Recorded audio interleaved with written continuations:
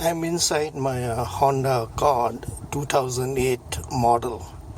I was having a accessory power problem.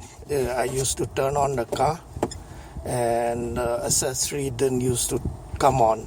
So my GPS didn't work and none of the things that is plugged in here to accessory socket doesn't work.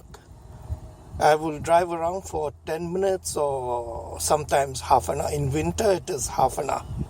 In the summer, in 10 minutes, the accessory will turn on. I can see the LED comes on here and this thing will come on and the GPS will turn on after I've driven for 10 minutes to half an hour depending on the outside temperature.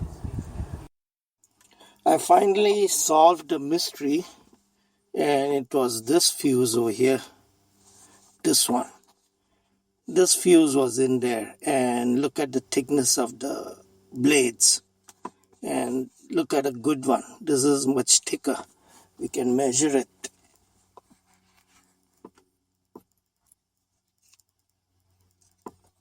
Let's measure it.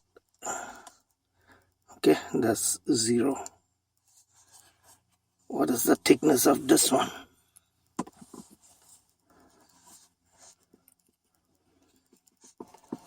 What's that one? 51.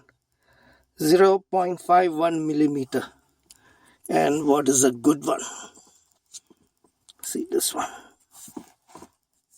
0.79 or 0.8. And it's supposed to be something like this. And this one also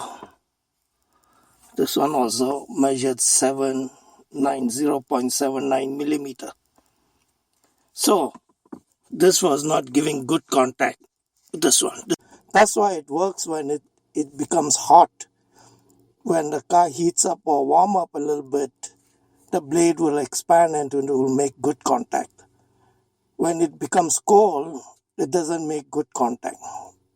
So that was the mystery why the accessory power was not turning on for first 10 to 30 minutes after I start the car.